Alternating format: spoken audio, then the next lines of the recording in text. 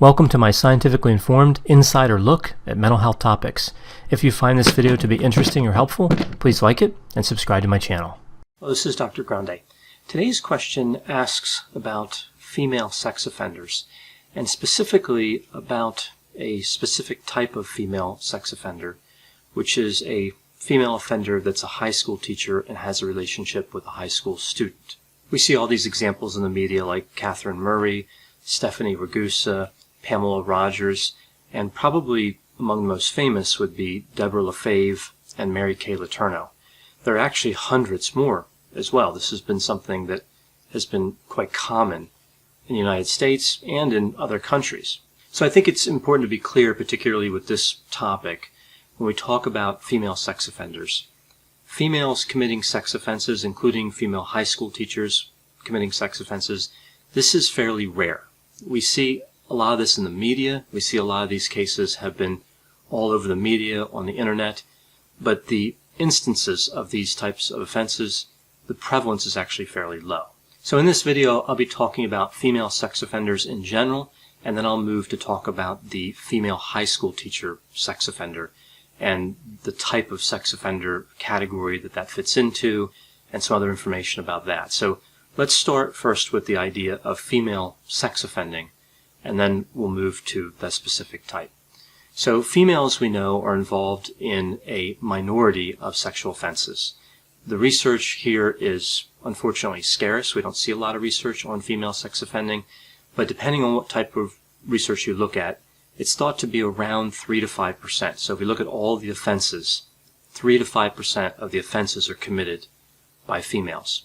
Now, if we look at some of the victim statistics, we see more variance and a wider range. So individuals who indicated that they were a victim of a sex offense perpetrated by a female, this ranges from about 9 to 24% of victims. So 9 to 24% indicate that they were abused by a female. We do know as well that female sex offending is gradually increasing, or it's being detected more, or a combination of both. Again, we don't see a lot of research on this, but if I had to guess, I would say that we're better at detecting it, and it's probably been happening for a long time, but also the occurrences may be more frequent as well. I think that the detection is the real area of change, though. I don't think the occurrences have increased that much. But again, we do need a lot more research on this subject before we can really know with any level of certainty what's going on.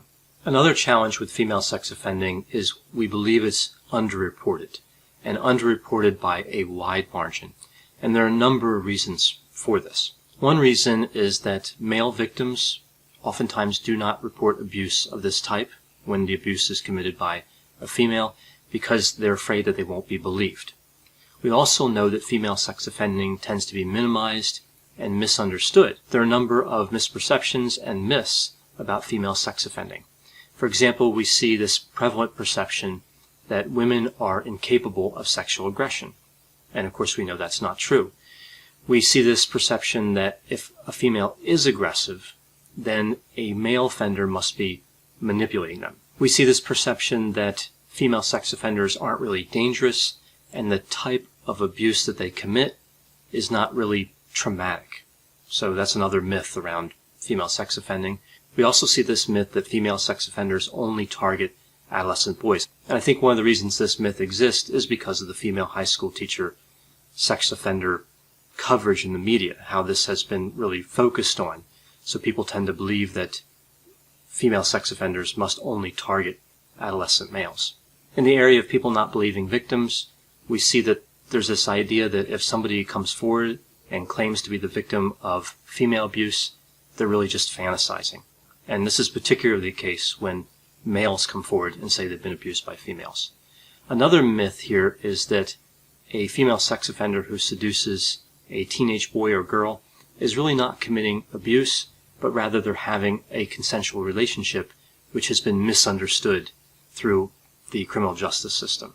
So again, a lot of myths here around female sex offending, a lot of perceptions that make it easier for female sex offenders to offend and harder for them to get caught. Again, the underreporting component. In the mental health community, we know there are problems with perceptions of female sex offenders too, as a lot of mental health professionals will reframe abusive incidents which are committed by females in non-abusive terms. So if a male commits a sex offense, it's interpreted one way by mental health professionals, but when a female commits a sex offense, it's thought of much differently. It's thought of, again, as just something that might be more normal and more typical and not really criminal or abusive. So there's a lot of work in terms of the general public and their perception, but also mental health professionals tend to misunderstand and misperceive female sex offending as well. So really, overall, these myths contribute to this idea that society romanticizes and minimizes the impact of female sex offenders. And we see this with female sex offenders, whether they're high school teachers or not. Throughout all female sex offenders, this seems to be the case. Now, it's interesting because a lot of the time when we talk about female sex offenders, when we talk about male sex offenders, individuals will point out there's differences, right? Mental health professionals, the general public will point out that there must be a lot of differences between these types of offenders. And there are, and I'll talk about some of those differences. But in terms of violence and intrusiveness of abuse, there are actually more similarities between males and females than differences when it comes to sex offending. So some of the key differences, well, we see in terms of the criminal element, in terms of forensic population, recidivism is much lower for female sex offenders as compared to male sex offenders. The recidivism rates for females who sexually offend are about 1% over a 6.5-year period. That's what we see from one study. We also see that female sex offenders tend to be younger, they have fewer educational and vocational qualifications, and they tend to have histories of more severe physical, emotional, and sexual abuse as compared to male sex offenders. Now, the research literature describes the typical female sex offender, but it is important to understand there's a wide range of characteristics when it comes to these offenders. But in terms of what we see as typical, what seems to be fairly common, a female sex offender is often Caucasian, in her mid-20s to early 30s, has a history of physical or sexual abuse, I mentioned that before, has a variety of mental disorders, including substance use disorders. She would tend to be socially isolated, as well as having a history of dysfunctional romantic relationships. So again, that's the typical female sex offender we see described in the research literature. Now, in terms of the general characteristics of female sex offenders, we see that they are commonly thought of as offending against their own children, but of course there are many exceptions to this. We believe that 50 to 70% of the victims fall in the 12 to 17-year-old range. But again, we think underreporting is a significant problem, particularly with individuals younger than this. So we think there are more instances of children who are under the age of 12 being abused by females, and those are drastically underreported, whereas in the age from 12 to 17, they're just regular underreported, for lack of a better way of putting it. So underreporting is a problem across all ages, but specifically it's a large problem for younger ages. Other general characteristics of female sex offenders would include high levels of impulsivity. So when they're having strong emotions, they have difficulty holding in reactions. They tend to act on both positive and negative emotions. We see that emotional instability is fairly common. Poor cognitive problem solving is common. And more female sex offenders have co-perpetrators as opposed to male sex offenders. A lower percentage of male sex offenders would have a female sex offender co-perpetrator. So this is, again, talking about female sex offenders in general. So what about specifically the female high school teacher sex offender? This is, again, what's been covered in the media a lot, and I've received a lot of questions about this. Well, the types of female sex offenders aren't really well understood. We don't see a lot of literature that has broken the female sex offending phenomenon into several types. But the little research we have indicates that there is a teacher-lover offender type. Sometimes this is also referred to as the heterosexual nurture type of female sex offender. So I'm just going to refer to this type as the teacher-lover. That's the more popular category for this type of behavior. So what do we know about the teacher-lover offender from the research literature? Well, this type of offender typically has no feelings of wanting to harm her victim, and typically does not regard her partner as a victim. So this is different than what we would see with other types of female sex offender. We do know, however, there is grooming. A lot of people think that there's grooming with sex offenders with younger children, but with adolescent victims, it doesn't happen, especially with female sex offenders. But actually it does happen. It's fairly common. We see that grooming may begin with giving a student special attention, rewards, or support. And this is really, of course, very powerful because the teacher is in a position of power. So any type of extra attention could have a real effect on an adolescent. So examples here would be preferential treatment of a student, excessive time spent alone with a student, or spent outside the class with a student. We also see repeated time spent in private spaces with a student, and driving a student to or from school. So all these would be potential indicators of special attention that could be related to female sex offending. Of course, not all those situations would tie directly to this. These are just risk factors. These are just elements that we see that are somewhat connected with this type of offending, the teacher-lover offender type. Now, another interesting element about the teacher-lover offender is there's this belief, I think, that some of these relationships are just misunderstood. That, say, a 24 to 28-year-old teacher will be interested in a 16 or 17-year-old student, and it's really quite normal. Like they're just two people being attracted to one another. But that's not what the research indicates. The research indicates that these female sex offenders actually target troubled or needy adolescents. So again, the myth is that the victim chooses the offender as much as the offender chooses the victim. That's the stereotype, but that's not really what's happening.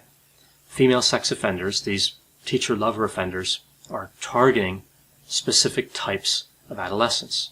So this whole idea that the victim is mature or confident or was emotionally ready to have this relationship, that's just not what the evidence indicates. We see that these teacher-lover offenders select victims that they believe they can control, and they ramp up these sexual activities gradually. So they'll engage in touching and other types of physical contact to see how a victim is going to react, to see if the victim runs and tells somebody, or if they start to just confide in that teacher.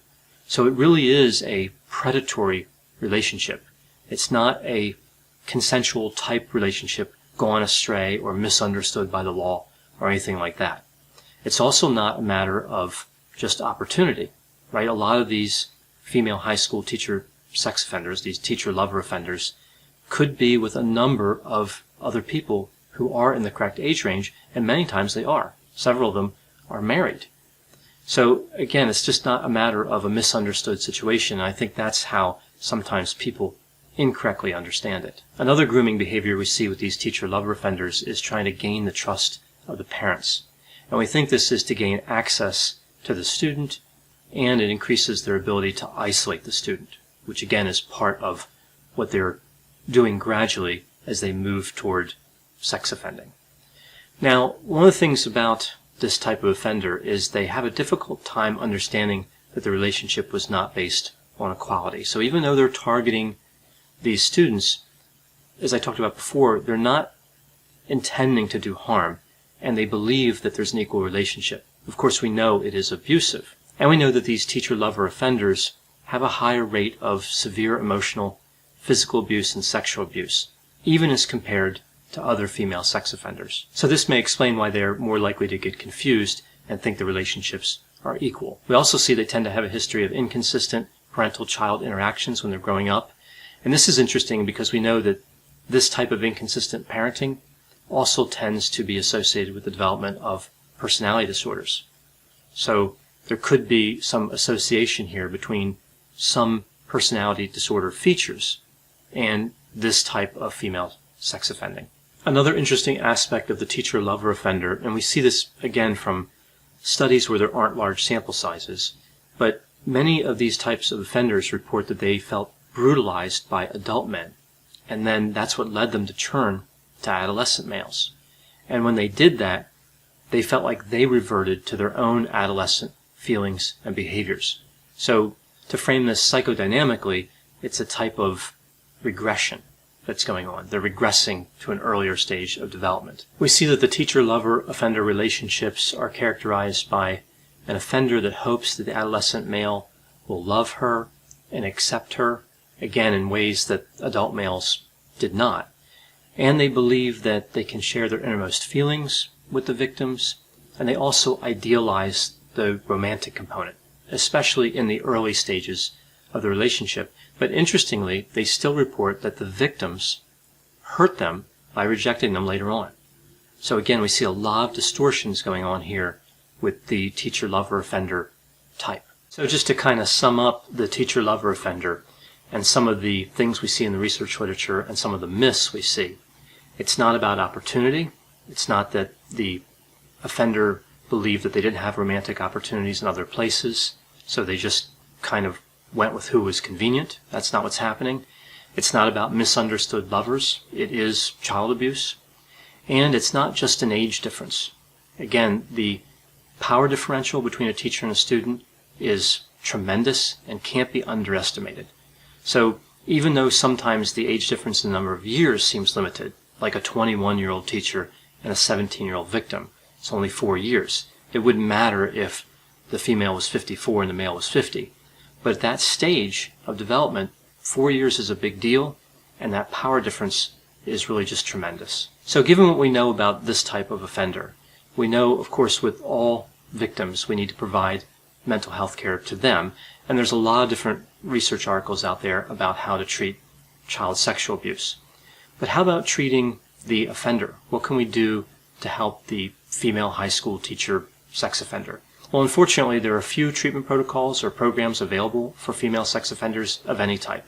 So this is an area where we need more research, and we need to develop methods that can help treat these types of offenders. We just don't know enough about this phenomenon yet to really have solid treatment protocols available. What makes this even a little bit more challenging, specifically with female sex offenders, is even when they're convicted of a crime, 45% will never admit to the crime. With male sex offenders, 26% will never admit to the crime. And of course, we believe that admitting to the crime is a step on the road to recovery and a step in terms of reducing recidivism, right? It's understanding what someone did wrong and then giving them tools to not do that again. If somebody doesn't admit the crime, that is problematic. Also, when female sex offenders do admit that they committed the crime, they tend not to forgive themselves as quickly or easily as compared to male sex offenders. So we see kind of an interesting dichotomy, right? We see a number of female sex offenders that won't admit that they did anything wrong, period. But then when they do admit it, the other group that does admit it, they don't want to forgive themselves. They also tend to be angry with themselves for having committed the crimes, and they tend to develop more empathy for the victims over time as compared to male sex offenders. So we see some areas in terms of treatment where we can be hopeful, but also some challenging areas as well, specifically with female sex offenders. So I know whenever I talk about topics in mental health, there are always some level of controversy. But I think with this particular topic, with female sex offending, it's highly controversial and highly misunderstood. If you have any areas here with this video where you agree with me or disagree with me about this phenomenon, or you have other thoughts or opinions on the subject, please put those in the comment section. As always, I hope you found this description of female sex offenders to be interesting. Thanks for watching.